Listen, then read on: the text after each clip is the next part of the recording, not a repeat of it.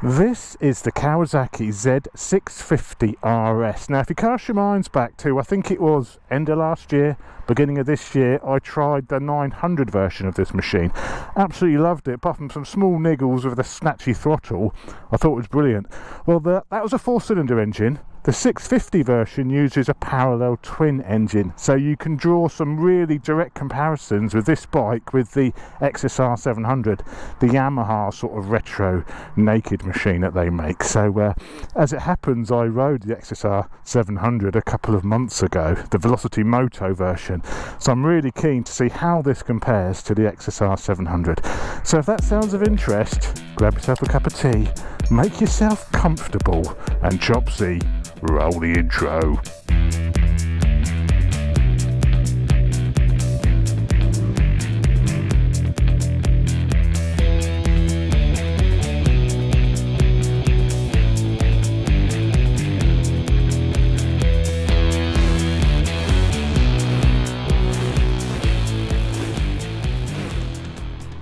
So this bike is from Wheels Motorcycles. So first of all, massive thanks to Wheels Motorcycles for dropping this down for me to try. I'll put links below. This is their demonstrator, so if you want to ride this exact bike, give them a ring, book yourself in, get yourself a test ride. So before I get going in anger on this video, I just want to say a big apology, because I've managed to lose all of my on-bike camera mounts.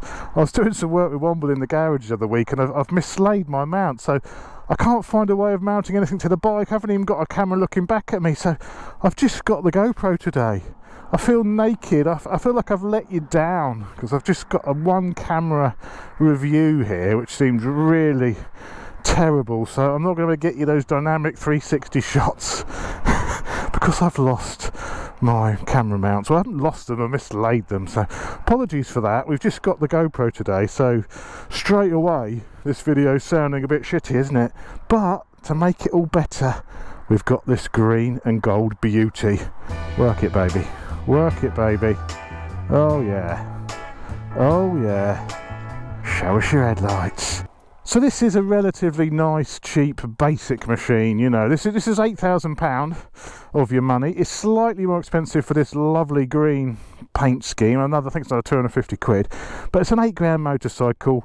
It's A2 compliant. I think it's 67 horsepower, 64 newton meters of torque, 649 cc's. So it's not going to blow your socks off, but I mean, this is an entry-level, cheap, basic motorcycle. None of those electronic nonsenses, just ABS, all you need, and it sounds quite nice too. Listen to this.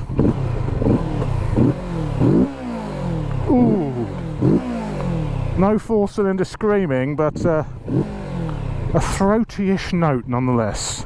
So as I mentioned at the beginning, I've recently ridden the XSR700. That was the one with the Velocity Moto. It looked like an RD 350, that bike. I'll put a picture on the screen. There's a review of that up the top. I mean, this is the I guess the direct competitor with the Yamaha. Very similar size engine, similar power figures. A direct competitor, and jumping aboard, it actually feels pretty similar to the XSR. These bikes are built to a budget. You've got the standard way up suspension. You haven't got upside down suspension, non-adjustable suspension at that, certainly at the fork end. I'll have a look at the rear shock when we stop for the walk around, but it's a budget bike. There's no electronics, which I think is quite a good idea. I don't really want electronics on low power for motorcycles. Just give me some ABS and I'm perfectly happy. There's no wheelie control. You don't need all that, do you? The riding position feels, very similar to the XSR. It's sort of quite bouncy. This seems like there's quite a lot of flex in the motorcycle. The rear shock could be a little bit soft. I mean, I'm 20 stone, 6'2", so I'm a big old unit, so I'm going to be sort of overwhelming the suspension on this a little bit, but it feels soft. It feels, jumping aboard straight away, it feels comfortable. I mean, the seat is that retro style, so you've got that long sort of bench seat, so there's plenty of options to sort of move around to get comfortable on it. But jumping on, riding, it's a nice place to be. A nice place to be just to bring in the views and have a little chug around. Well, he's dressed for action, isn't he? Tweeds and boots, very middle class. But it's actually pretty agile, and one of my sort of issues with the XSR was, even though the one I rode had uprated cartridges, uprated rear shock, there was just a lot of flex in the chassis, and straight away I could tell this doesn't mind going on its side as much as the XSR did. The XSR didn't want to, you'd never get rid of the chicken strips on the XSR. It just wouldn't, but it didn't want to lean over that much. This feels a bit more agile. It still feels a comfortable, place to be. It's squishy suspension, but I feel at the moment, initially, that it's a little bit happier when the pace picks up. The chassis is perhaps a little bit more taut than the Yamaha. On the gas, it takes a little while to wind up. On the power, but yeah, that isn't too bad a handling machine. We'll put it through the hill climb in a minute, but I fancy that handles slightly better than the XSR. It's a squirrel. I love the clocks. I love the sort of retro clocks with the speed and the rev counter, proper analog dials. Got a lot of time for that, and you've got a little LCD in the middle just giving you your information, like your fuel gauge, gear, bike temperature, what gear you're in, and also you've got range till empty as well on the buttons up and down. There's a few things you can cycle through, including range till empty, so that's a nice little feature. You don't even get that on many Ducatis. You don't even get a fuel gauge on many Ducatis, let's be honest. Oh dear, oh dear, it's got all a bit soggy. One of my criticisms with the 900 version of, well, probably my only criticism with the 900 version of this bike, I really liked it, but it had a bit of a snatchy throttle, and a few people said, yeah, it has got snatchy throttle, but you can get a dongle which you plug in and it fixes that, which is great. On this, it's the same story. It has a bit of a snatchy throttle, but it's not as bad as the 900 version. I could probably live with the snatch on this throttle, but on the 900 I couldn't. But I mean, it's you go on the gas and it sort of leaps forward. It doesn't matter how little you turn the throttle grip, there's a jump as it comes on the power, which in a higher gear at lower revs is what I'm talking about. But it's not too bad. I can live with it. A bit of snatch, normally I'm all for it.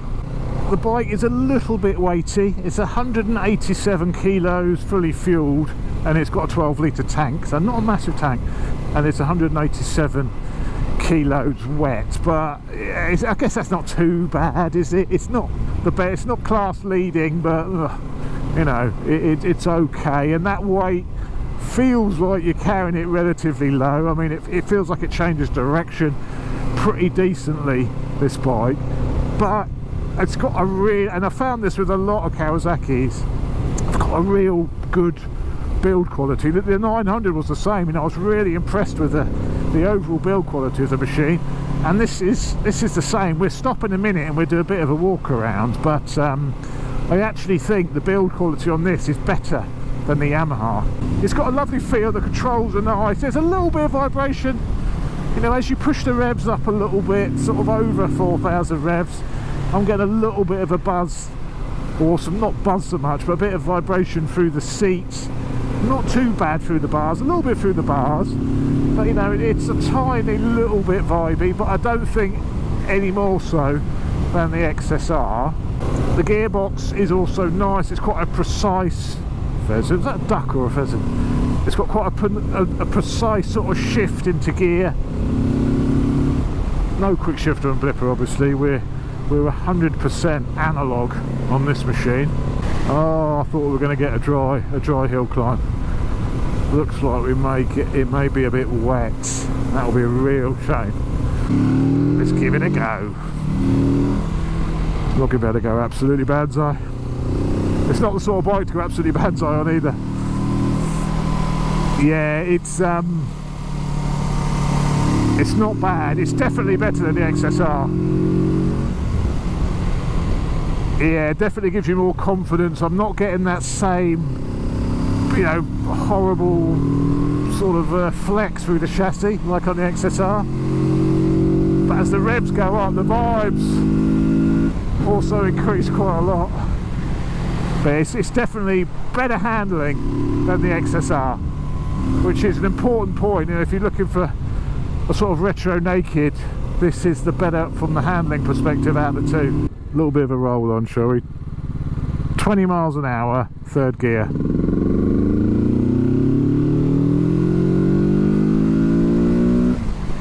Hey! It's not going to blow your socks off, is it? You know, and it's a little bit of a shame. And if this was a 650 4-pot, 650 4-cylinder, it would be a right little screamer. Because the 900 is a right little screamer, but you know, this parallel twin, I don't think the engine is quite as exciting as the engine on the XSR either. It's certainly a shame it's not a 4-cylinder engine, but hey ho, you know, these bikes in this price range, they tend to be twins. But I don't think it's got quite as a fun feel and as a fun ride as the XSR actually. I think the XSR, the engine is perhaps a little bit nicer, a bit more playful, even though this handles better. Tricky. Let's go up here, do a little walk around. Very nice up here. Very, very nice. There's quite a nice little walk around here. You can walk through all these fields, you go up here, it's really nice. Look at that, it's looking a bit more like England again, isn't it, now we've had a bit of rain. The grass has sprung back to life again. But what a summer we had, eh? What a summer we had. Look at this. Very pleasant. Oh, hang on a minute, where's the tarmac going? Let's park it in the sun and do a little bit of a walk around. Oh, gorgeous. Neutral straight away. None of that nonsense on the Kawasaki. There she is, the Z650 RS. Sun's gone in now, typical. So up front, I was wrong. We've got Nissan calipers, as I said, conventional way up forks, but that's sort of in keeping with the sort of retro theme, really, isn't it? But that brake setup works beautiful. I love the gold wheels. I mean, it's a winning combination. That green, I mean, I'd like a slightly more, it's a little bit loud, that green. It's a little bit loud. It's a nice green, but I'd like a little bit more, a bit darker green maybe. But I think the colours, the gold wheels, the green paintwork, really, really nice actually. Really, really nice. Ooh. I love the raised sort of classic Kawasaki lettering on the tank, and this pinstriping as well. Look at the pinstriping on here. And it's the same story with the badging on the panels. Is that metal? Nice little setup for the exhaust, sort of an underslung exhaust. You know, looks reasonable, doesn't it, for a standard exhaust system? Doesn't look too big. Yeah, nothing wrong with that. Here's that 67 horsepower monster. 67 horsepower, 64 Newton meters of torque, I believe. The seat is very nice. You've got, you know, the one on the RS was the same, sort of nice sort of stitching. You know, it's not suede, but it's got like a suede look to it and sort of a leather suede look to it. Yeah, and it's pretty wide as well, pretty wide, and it seems reasonably comfortable. Tail light is quite similar to the 900 version, nice sort of retro styled back end, without, you know, even though it's without too much of a massive overhang for a tail tidy either. Sort of, I could live with that setup. Front headlight, we've got a full LED setup by the look of it. No halogen bulbs here. We're full LED. There's those clocks. Nice little setup, lovely little retro setup. I do like these twin clock setups that the RS models have. Really nice. Switch gear also feels nice and quality, you know. The bike's got a real good quality feel to it. The 900 version did, and this 650 version has as well. There's nothing you can look at and think, oh, look at that, you know, that's not very good. And this is an £8 bike. I think, you know, the quality of this is really surprisingly good. Rear suspension, no, I don't think it's adjustable. I don't think the suspension has any adjustment to it at all by the look of it. Not even like a, you know, a clip to adjust the preload. Looks like it's got nothing. Nothing. One thing it doesn't have, which the 900 did, it had some nice sort of diamond cut wheels on the 900. There's no diamond cut wheels on the 650, but yeah, I do like that gold and green combo though. It's a really good looking, well-made motorcycle. You know, it does not look like a cheap budget. I know it's, you know, it's not that budget, but it's £8,000. You know, it's not a massively, any bike which is sub 10k, you know, these days, you know, is sort of on the budget side, isn't it? But it doesn't look budget. Looks like a lovely bit of kit. Oh no, I'm confused again. No, it's not that way. We'll go this way because we're going to need some. No, we'll go back where we came. Sorry. Oh yeah. Whenever you're ready, I'll come by. You can do you mind in two abreast? Yeah, you're right. Yeah, never mind the traffic, never mind the paying road users. You just block the road. What is interesting is that's not even interesting. I'm not going to mention it. Hey! The XSR would be all over that for a wheelie.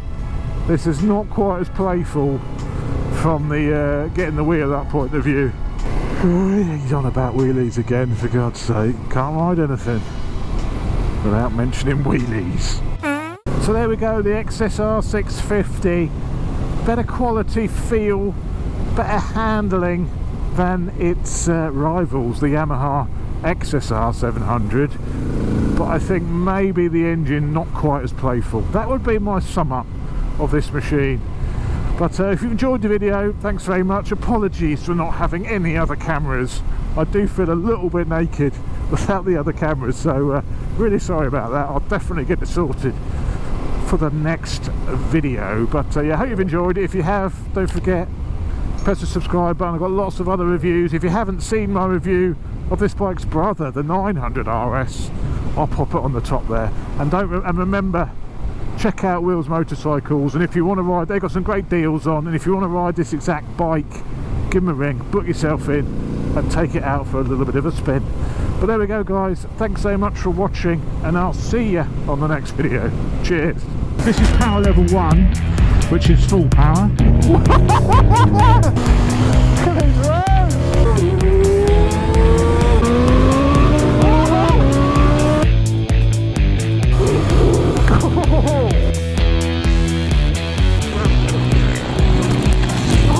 It's down, boy. I could do that all day. What have you done here? I told you I was scared back there.